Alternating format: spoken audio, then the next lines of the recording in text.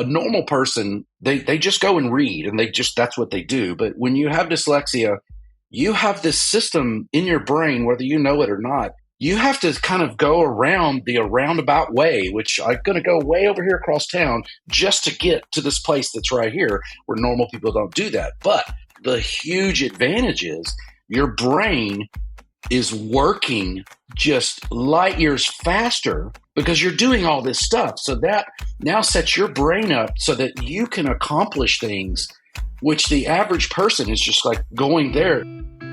This is Megan, owner of Dyslexia On Demand. And I'm Eryn, owner of Advocate to Educate. And we are the Don't Call on Me podcast. We are here to talk about dyslexia, to remove the stigma, to hear what families really go through, and to share their stories. In both of our businesses and personal experiences on a daily basis, we listen to people telling their stories. Many of heartbreak, many of struggle, but most all have a silver lining, even eventually.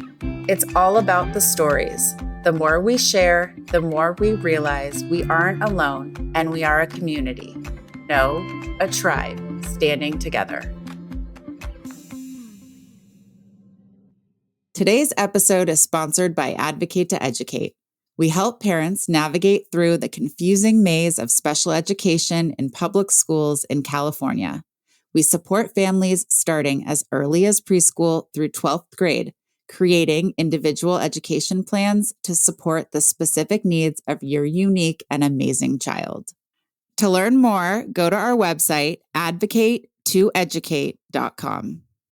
Today's episode is sponsored by Dyslexia On Demand.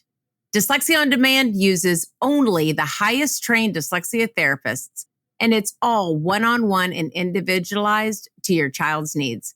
The best part is that it doesn't matter where you're located because it's all virtual. Visit us at dyslexiaondemand.com to learn more. Welcome back, Don't Call on Me listeners. Today, we're so excited to have somebody that I personally know. His name that I knew him by is Janky, but I'm going to go ahead and let him introduce himself by his given name. Yeah, so my name is Scott Lindsey. I also am a musician, and I play really janky blues. So I have the moniker of Janky because I don't want the music to be perfect. I want it to have a little life to it. And so that's why I go by Janky. All right. Well, why don't you start us out by telling us a little about your journey as someone with dyslexia? Things such as what age did you learn that you had dyslexia? Sure. When did you, or maybe when you suspected it originally, and your journey through school? Sure. So let me start kind of with the end, actually. So right now, my wife and I, we own our own advertising agency. I feel that I'm creatively, it's helped, I guess. I guess what I'm trying to say is if it weren't for being creative, I have no idea what I would have done. So back in the day when I was not testing well as a kid, they never said, oh, look what he drew on the desk. They were so focused on test scores. But I've been very successful in the creative field. I primarily work in digital, so doing iPhone apps and websites. And, I told myself back in the day I would never be able to code. And I know like three languages now, which it's interesting with dyslexia. Coding is sometimes easier because it has to be you have to open and close it. So it has to be paralleled in most cases. So dyslexia is actually an advantage on coding like that. I never knew that. But if you go way back, when I was a kid, I think it was 5th grade. I was at Summerfield Elementary in Shreveport, Louisiana. And yeah, I guess tests were the big thing back then, And so one day my mom said, well, we're going to go to this place and they're going to give you a bunch of tests. So we go here and I'm sitting in this room with other kids, and then I have the reading tests and, who is the main character and what's his name and what does he do? And, so some of like the names couldn't do it. Can't tell you. I can right now to this day read a book and I will get the main character's name. Everyone around him, I have no idea what their name is, but I can tell you what they look like, their mannerisms, everything about these people, how they make me feel, but I cannot tell you their name. Same. That's just the way it is. Same. Specifically with names, I always found that as I got older, the names weren't just like John and Jane anymore. They were names like my son's really into Pokemon.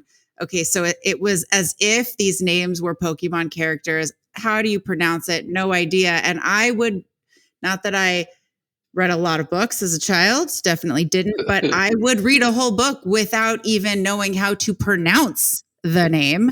But I knew that it was like a character. And then, I remember being in class and they would say, all right, so what did this character do? And they'd say the name and I'd be like, that's the name? No idea that is how you pronounce whatever word that was. Holden Caulfield. Yeah. All of it, man.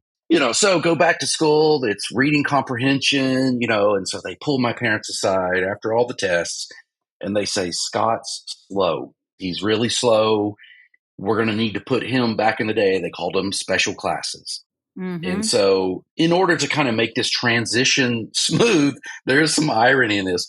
To make it smooth, they moved me from the school that I went to, and then I rode the bus to the school that's kind of far away. And check this out. We went by Gregory. So I went at this new school. I'm called Gregory. But I did learn. I learned a lot. Number one, how to kind of go through the system with dyslexia. And I talked about this before. I see it as kind of circumventing things. So what a normal person, they just go and read and that's what they do. But when you have dyslexia, you have this system in your brain, whether you know it or not. You have to kind of go around the roundabout way, which I'm going to go way over here across town just to get to this place that's right here where normal people don't do that. But the huge advantage is your brain is working just light years faster. And so they put me in, they helped me back a grade. So I'm in 5th grade again, and they put me in the 10 buildings, and I've got good friends. I mean, there were some kids that definitely were special need kids. And so these were all my friends, like one of the kids couldn't walk and, he couldn't bend his knees. But I was kind of a popular kid. So I was friends with the normal kids, and the normal, and I'm doing air quotes, they were in the normal, and they would come and start making fun of my friends. And I'm like, dude, like the guy's playing kickball. Like, what are you doing, man? He's having the time of his life. Like, don't make fun of him. This is my friend. And so I was able to really understand at a more mature level, like relationships between kids and things like that. And, I just believe that like bullying and all that stuff, I just wouldn't stand for it. Now I go to 6th grade. And so 6th grade, I kind of really started putting it together. And so much so that I think I probably started the testing, and they were like, well, Scott's like acing all this stuff. Like, I don't know if he should be here. So then halfway through 6th grade, they pull me out and they put me in the normal classes. I think at that point, I kind of really started understanding what school was and, what my role there was. Otherwise, I was just kind of this creative kid. So then lo and behold, by the time I graduate 6th grade, I'm on honor roll. This is in the normal classes. And I think I won the wittiest award. And so it was having fun. At this point, they're like, well, Scott, like, you don't really need to come. You're not in the special classes anymore. Dyslexic Gregory retires and goes back to the school that I was supposed to go to, which I was bused to at the time. And then I went back to being Scott because all my friends know me as Scott. I have some questions about, in 2024, we're not hearing stories of kids going to a specialized school for a year. Well, you were there for 2 5th grades? Okay. 5th and 6th. Okay. So you go to this school and you were talking about circumventing. And as you were talking about that, I was thinking about all the backwards ways I would try to execute the work that I had to get done. Specifically, I remember this in middle school where, we were reading a novel. So I would watch the movie and then figure out, okay, how can I write an essay without really writing it? But I would need to have some written output, and my essay would be based on the movie, but then I would have my best friend who loves to read the essay to make sure. And she'd be like, that didn't happen. I'm like, exactly. It happened in the movie, but I need you to tell me this piece.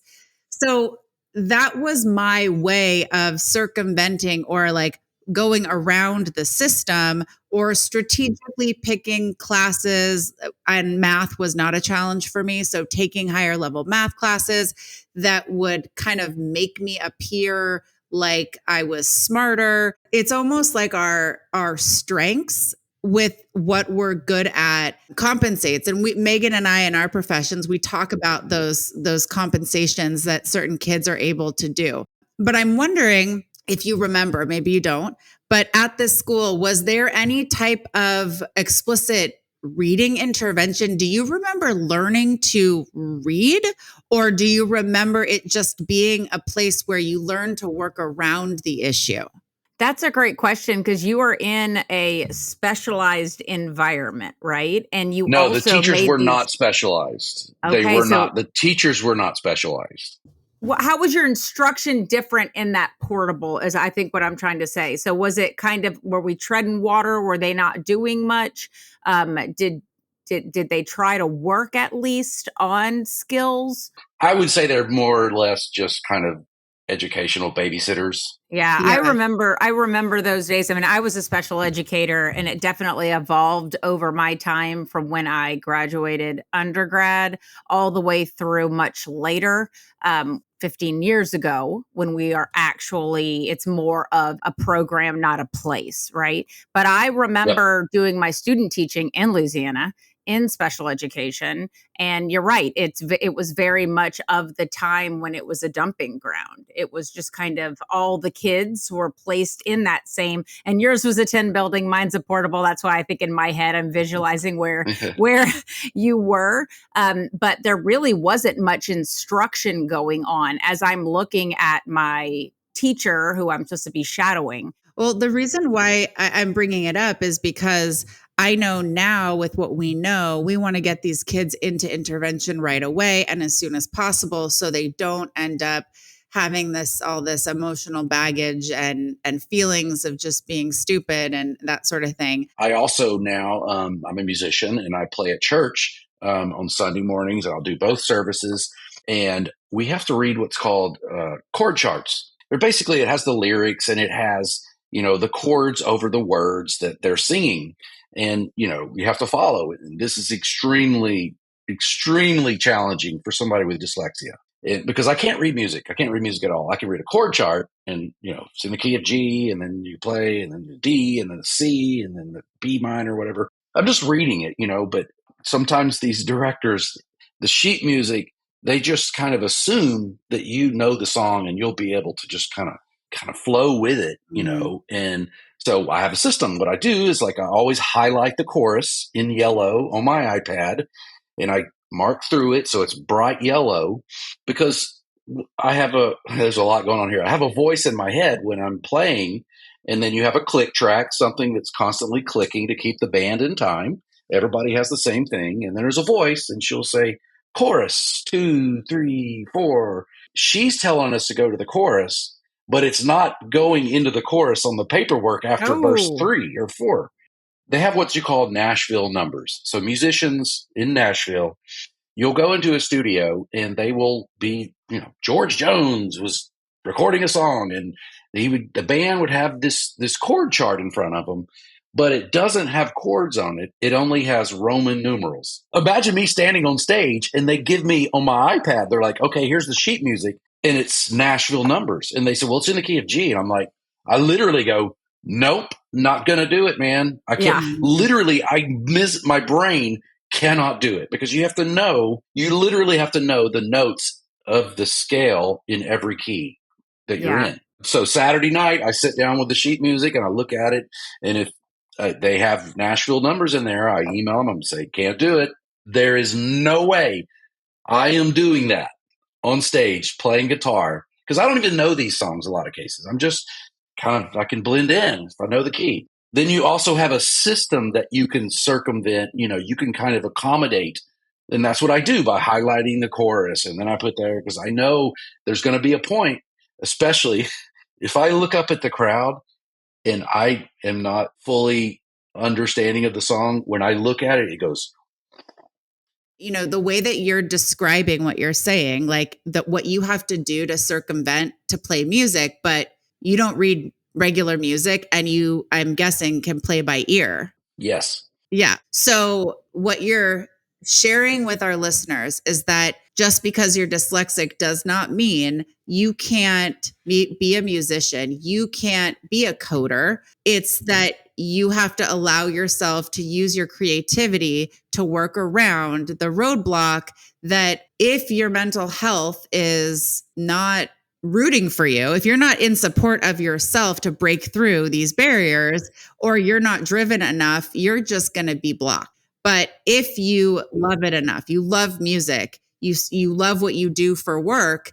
and you love it so much that you're able to use the workarounds and do it even better than people that are also in your same field. So that's probably the other gigantic point is creativity. So creativity for me has been a huge answer kind of to pretty much everything in my life. Both music and art for me, it's a journey for yourself. And if you have creative abilities and you kind of see things, man, you can leverage that into a lifetime of joy. That's what I do as my job. So, when I was in fifth grade, I was drawing these ads, and then gradually as I go through school, I get to high school and, I'm kind of that creative kid that's, I was kind of a trouble kid maybe in high school. I had a lot of things going on with, but I still stuck with creativity. And then, it's funny that this is called Don't Call on Me because I had that exact moment in high school and I think about it all the damn time. Mm-hmm. And so I was in, I think it was an English class. I think his name was Mr. Landon. And we were doing the reading aloud thing. And I'm like, no, please, please, please, please, Yeah. please. He's like, let's call it. I'm like, no, Not here. Like, Not here. Please don't, please. Like, just, can I get under the desk? Please don't. Scott, well, okay, you can continue reading. And I'm like, oh man. So I'm sweating bullets here because I'm just reading and reading and reading and reading and reading and reading. Then I get to the word determined. I don't even know what that means. Determined. Oh gosh. Determined. I say it's DETERMINED. That is determined. So I said determined.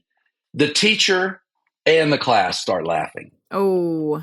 The teacher says some snarl remark, and I'm just like, man, I'm crushed. Mm-hmm. And I hated high school so bad because of stuff like that. And, because you got all these kids that are just breezing through, and here's the answer. I got the answer. And I'm like, I got nothing. I just want to get to art class, Well, and what happened to in art class? Why isn't the teacher saying, hey, who am I going to call on to show your drawing? And and then you'd be like, it's me. Look at my whole advertisement I made for Mercedes, and back then you could have gone viral as a child doing, all these creative advertising endeavors. But where is that? I was thinking about this last night about TikTok and how my husband always laughs at me whenever, and my kids, I'm the one that allowed them to laugh. Okay. But whenever I say, oh, I learned, and then everyone goes on TikTok and I'll be like a new recipe or I don't know, a way to do my daughter's hair or whatever. Right. I started to get defensive about it. And I started to think about how there does not need to be a hierarchy of elitist, ableist type of judgment. That is the exact word on where we get our information. So I'm going back and forth with my husband last night trying to say, why are you diminishing and laughing at where I'm getting my information? And I said to him, if you were to watch a video on TikTok or read a newspaper article, what do you think holds more value or, what is seen as the better source? And he was like, of course, what's in writing. And it made me so angry because But that is what people think. I would say in the general sense, people don't think there's a lot of judgment on getting information from these video sources. And the reason why I'm bringing this up now is that there was an emphasis on the literature class or, reading in class as being important, yet where is the importance put on the art class, right? And that visual aspect of things. Yes. And if I had a reading ability to read the way that I can sit and relax and watch a video, if it didn't take all of my brain power to read something and it was as easy as watching a video, I'd read it, but it's not as easy. It takes so much more from me. If I were to ask my husband, who is so far from being dyslexic, it couldn't be any more opposite than me, he would never do that. He would be reading on CNN. He would be whatever it is. He's a reader. I wonder how much of that is, and this is a good question for me to ask based on what I just said, but I wonder if that is culturally where we are because we want things quick and fast. But I also would love if we could dig deeper and ask, and Megan, we can make this a point to ask the adults on this podcast to say, do you feel judged by you loving more of a video outlet to get information? Because I can tell you, I feel actually judged that I should be reading, the newspaper or something. I completely understand what you're saying because I do understand. Like, for example, I was told, and Scott, you can tell me if this is wrong or not, but by a marketing professional, that TikTok is actually the second most common source after Google to actually find information. And at that point, I started a TikTok, I'll tell you, just for the business. It was either TikTok or YouTube, but I think I was really surprised also because I do agree that there is, and I think it's probably more amongst our generation that there is a bit of a stigma about that, because I also, I love me a good deep dive into TikTok and I learned so much stuff also, but I'm also embarrassed a lot of times to admit that's where I got the information. Now, let me also say though, I think that there are some movements, especially amongst educators of those with dyslexia, that, for example, we are trying to remove the stigma about audiobooks. That audiobooks should start as soon as kinder for a child with any kind of learning challenge / audiobooks that ear reading is reading. And we're trying to market that concept because it is important. So I think that we are going to see a big shift that's happening as more and more people learn little snack facts, like, believe it or not, TikTok is more searched for information than, I don't know what else. Definitely YouTube YouTube is a go-to, man. Yeah. Oh no. I actually have started, instead of using Google for a lot of things, I am going to the TikToks and the YouTubes, and I never did that before. Well, and ChatGPT. Yes. Yeah. To me, I see the content that you're consuming. I love TikTok short videos on art techniques, recipes. And there's also the craziness factor of it. You can learn a lot of crazy stuff, but if you want to really be able to consume a lot of information that you can have a tangible use for, drawing the human figure, there's guys that do it and it's okay, here, video number 56, we're going to draw a prism from whatever, and they do it right there, and just I can tangibly use that. There's nowhere you can ever get that written down. Yeah. That is never going to be written. Draw a straight line, then draw a curve, then draw, then put the color. Well, no, yes. And I guess I'm speaking more to the fact that I have this shame around getting my information from a video source that I've been doing since I was in middle school. Okay. That's just what I did to get around or to get by, I should say. And that is seen, and not that at that time, that was definitely seen as cheating. There's no question. And it would even say, do not watch the movie. Right. So I'm looking at it like that sense of reading as superior. And for those that reading comes so naturally, not me, but for others, just to be empathetic to the individuals that are dyslexic, can we drop the judgment and can we look at them and say, wow, if reading was as laborious as, they're explaining, yeah, of course. I want people to realize that it's not because we're ditzes, or it's not because, Yeah. we want the easy way out. It's because for reading for us, it's taxing. It's draining. I fall asleep within 4 minutes of reading at past 7 p.m. I can't do it. And also I'd much rather have the visual so I can fill in all the comprehension and see it. That's the piece that I recognized last night, that there was a judgment that I am less superior because I'm getting my information through video. And I think that's real for a lot of people, especially because then that's connected to too much social media, too much phone time, too much of that. But ultimately, it's my newspaper. Tell us what dyslexia looks like in your day to day. How do you, accommodate yourself, and what compensation tactics are you using to get to the point that you are doing business with Mark Cuban? And I want to see the picture of y'all together because I'm sure you have one. His cube was right next to mine, and he would go in there and he would turn up gangster like rap and play video games, and then he would get on a call with somebody and just, hey, if you're not interested in this, I'll just move on to someone else. Someone else will buy it, Wow.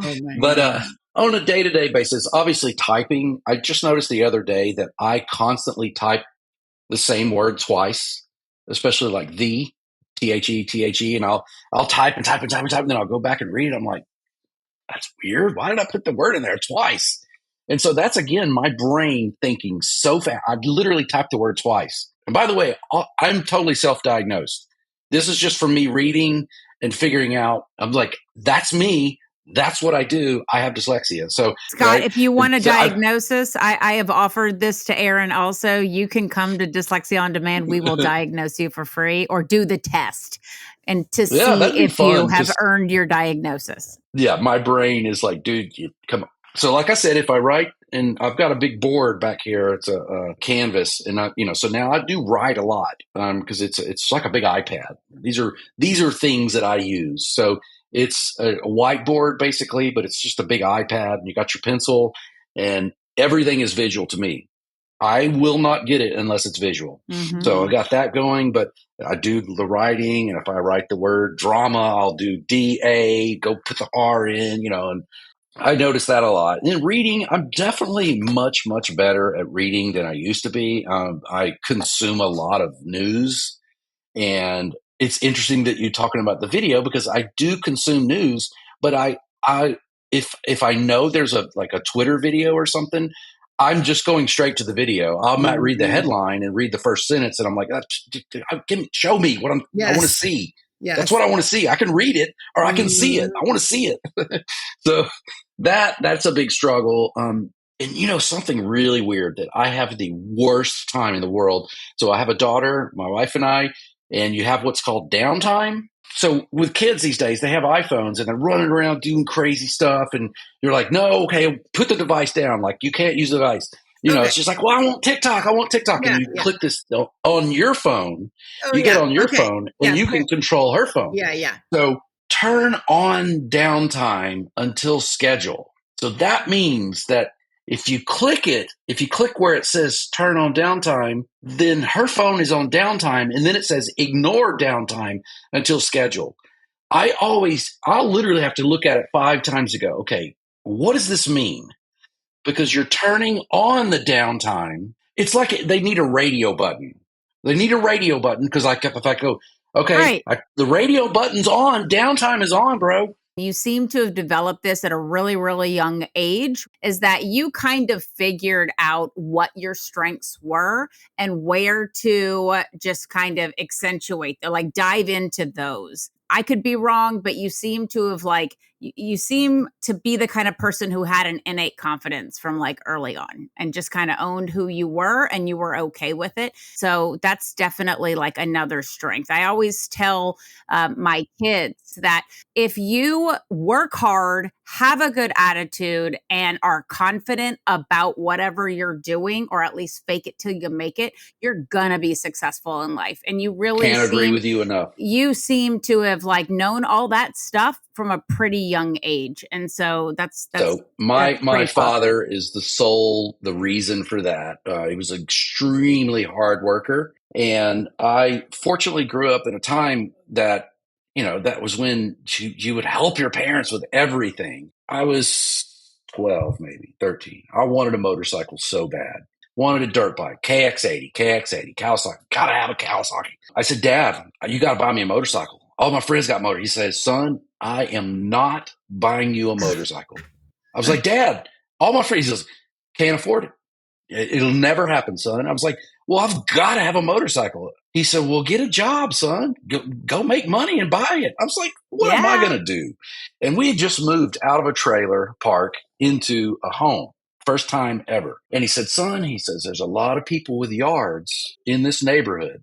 He said, what you can do is you can go around and you can mow these yards and make money. I was like, they'll pay me to do that? He goes, yeah, you go, you knock on the door, say, I'll mow your yard for $20. And he goes, you'll get a lot of work. I said, all right, that's cool. So I go and knock on all these doors. I come home one day and I go in the back. We had a little shed back there, and I get the lawnmower, my gas can. I'm walking through the backyard. My dad's out there, and he goes, where are you going? Said, I'm going to go mow these yards. He goes, not with my lawnmower. He says, nuh-uh. He goes, that's my lawnmower. I mow our yard with that lawnmower. I said, Dad, you told me to do this. He goes, go look behind the shed. I go back there, and I remember I looked at this thing, and I was like, I said, Dad, this thing doesn't even run. This is a piece of junk. He goes, I found it on the street. He goes, you're going to rebuild that lawnmower. I'm going to teach you. I'm going to help you. You're going to rebuild that lawnmower. That's your lawnmower. So we sat down, took the motor apart, put it all back together, painted it. I painted it white and red, black on the motor, and then went and mowed yards and bought a motorcycle. Being able to work with my hands, create things, fix things, everything that I do now, every bit of this coding, every bit of this stuff, I literally learned on my own because my dad taught me how to learn, how to figure it out, reverse engineer it. And with dyslexia, reverse engineering, man, it is everything to me because if I know it's good, I'm going to tear it apart to figure out why it's good. That even helps me right now in my music. And as of this year, I am a voting Grammy member. Oh, shut up. That's awesome. My last 2 CDs were Grammy contenders. That's awesome. All I do is I find something good and I go, ooh, that's really good, man. I'm like, okay. So then I kind of reverse engineer it and figure out what's good about it. I also do that with things that are bad. Yep. So why is it bad? Oh, no. I don't think it's bad in any way. No. If there's something that's bad, you tear it apart and go, why is that bad? And then you can go, don't do that. Don't do that. I thought you got the impression I was saying that it was bad. I was like, no, not me. No. All right. So one last question for you, Scott. So if you could craft your life again, would you choose for dyslexia to be part of the experience? I will say that I'm kind of saddened that I didn't go to like a normal college I went to LSU in Shreveport for 1 year, and I'm like, Dad, what is Rush? Like, I don't understand what's going on. I'm like, and by the way, I'm the first person in my family to go to college. Congratulations. Period. That's awesome. And so I do, my wife, she graduated Northwestern. Her family, they're all Baylor. So I get to go to all these Baylor games. And that really does disappoint me that I didn't have the mentorship or the motivation to know that college was important. But I love being creative. I just love it, man. I'm just claws. When you give me a challenge, I'm just all over it. And so I do like that. I would say I've learned a lot, and I would love to help, anyone that's especially on the creative side just learn how to learn. That is the most important thing. You don't have to read a book to learn. You don't have to. Just you figure out what the hell you're going to learn and just jump on it. And a mentor is a great thing as well, to have to learn a lot. But man, learn how to learn. Just learn your way of learning. Yeah, there you go. Your way of learning. I think that's the perfect way to put it. So, all right. Well, thank you so much for taking the time to share your story with our listeners today, Scott. We really, I think, all enjoyed hearing all about it, and just kind of everything that made you janky. Yeah. Dyslexic Gregory. Yeah, and just like Janky / dyslexic Gregory, aka Janky dyslexic Gregory, or Scott. Yep. And I want to say that your story, for all the artists that are listening, pursue your art, because the other areas that your parents may be on you to do better at or focus on, if you have a love for art, you need to follow that passion, because that is what is going to make you feel complete at the end of the day. And we never know in what direction art is going to, are you going to be a coder? Because that's artist. That's an artist, is a coder. It's art doesn't have to be with a paintbrush. I hope that you really empower a lot of the people who are listening to this, who are letting their inner voice, I think, kind of stifle who they can be. So, so we really appreciate you sharing it today. So thank you. Glad I could share. Yes. Thank you so much. Thanks for joining us on the Don't Call on Me podcast. If our stories resonate with you, connect with us on social media and YouTube. Share your stories on don'tcallonme.com and help us enhance understanding and support. Your story has the power to inspire change. Together, let's strengthen our community, one episode at a time. Until next episode, keep listening and keep sharing.